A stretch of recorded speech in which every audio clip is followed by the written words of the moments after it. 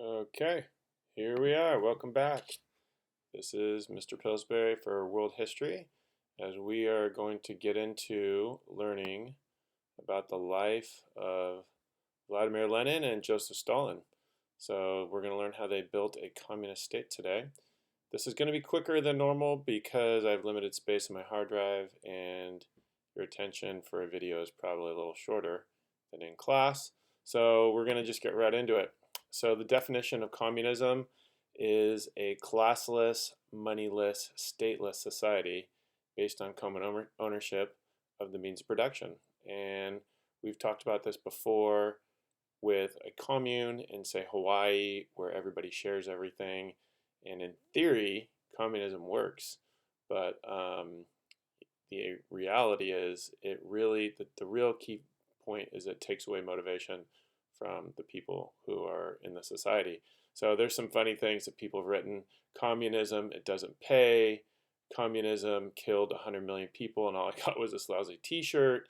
That's kind of funny. And you can see here the sickle and the hammer, which stands for the agricultural workers and the industrial workers, and it says fail. So why were the Russians ready to revolt?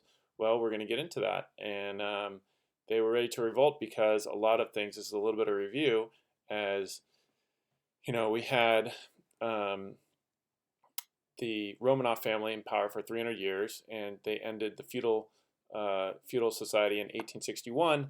However, the transition from a feudal society to an industrial society was not going well, and so people were very, very poor, and they basically were living on nothing, and so that transition took about 40 years, and then the people decided in 1905 to storm the palace, and a lot of people got killed. I think the number was 15,000 got shot or hung on that particular after that particular letting the king know, like, listen, this is not okay.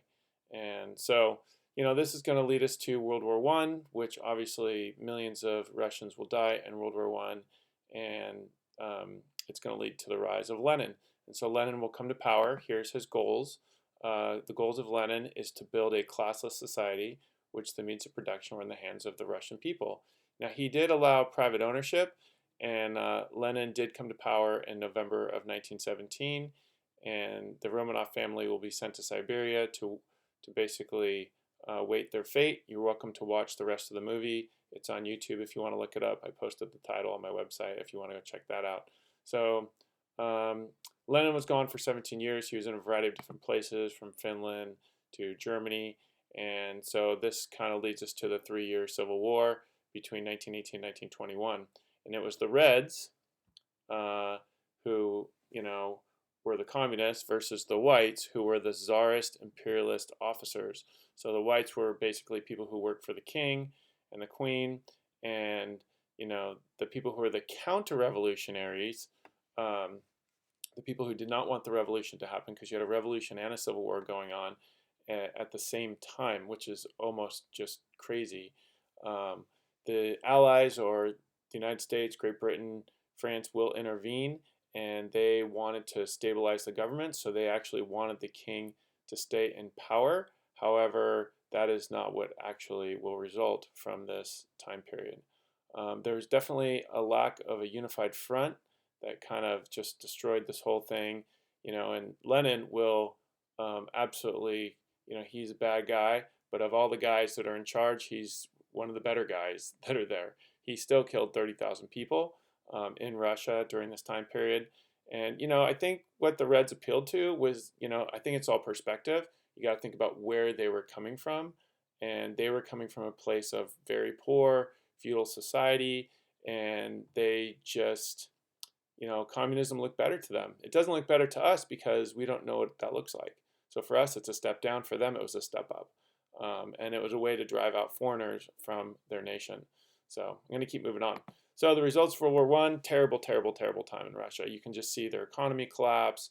Factory and mine output will fall. Peasants stop producing because they knew it would all go to the government. 10 million die in the revolution. 3 million die in the Civil War. 2 million from disease. 5 million from lack of seeds to plant for the next season because they had a famine. So in total is around 15 million people will die. And you also had, about 25 million plus dying of the flu at this particular time. So there was a lot of people dying in and around this time period, and it was really, really hard for these people in Russia. So eventually in 1922, they got a constitution because that's what many people wanted at that particular time, and they set up what's called the Soviet Supreme, or the Supreme Soviet. Any person over 18 could vote, which is fantastic. So now people are actually having a say in their government. All the political power and resources and means of production belong to the people. And the communists obviously had the final say. So this is kind of their transition to something that was more fair, and the people appealed to the people. And Lenin had his, that's Jim Cramer at the bottom, by the way, and that's Lenin. I think they look alike, which I think is really funny.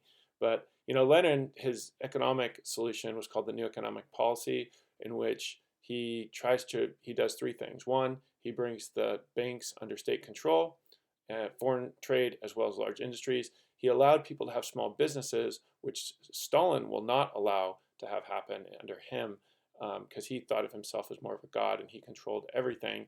And then he put peasants onto small plots of land so they could sell the surplus of what they grew. So they were motivated by that. This was much better than anything else that they had experienced at this particular time. So this was a step definitely in the right direction. From there, we get the results of how did this actually work out real time. It was a compromise with capitalism. It was probably the next perfect step for them coming out of feudalism as they transitioned and dealt with the war with Japan and World War I and their civil war and the revolution. And so Russia's economy was going to recover, and it ended the armed resistance of the people against the government. And so by 1928, the food and industrial production was back to pre-war levels.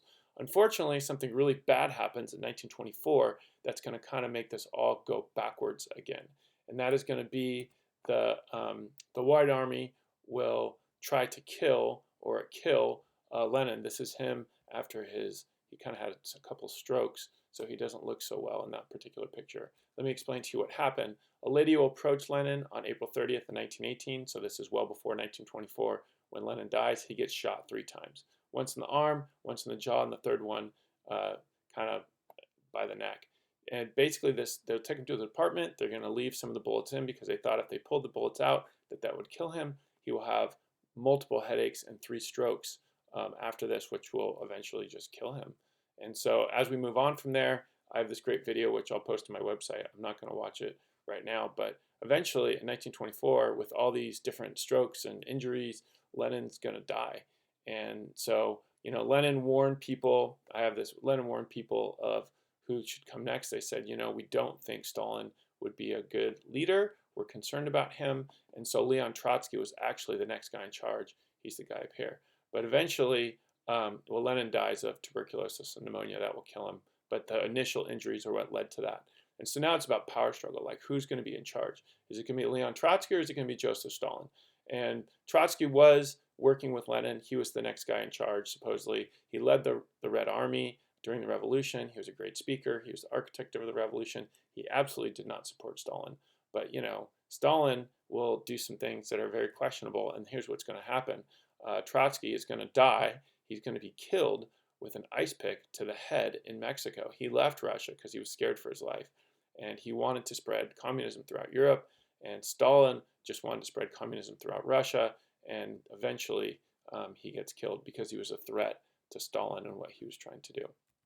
Stalin's going to come to power, and basically he's going to be called the Man of Steel. He's got a history of being in prison. He wasn't important to the Civil War. Lenin's going to warn them. He said, Comrade Stalin has concentrated enormous power in his hands, and I'm not sure that he always knows how to use that power with sufficient caution. And so, Stalin is a bad dude. And so that's what we're going to get to next. This is part 2. So that's part 1. Part 2 will come next. So you guys can just wait that, and I will record that right now, and you'll see that underneath.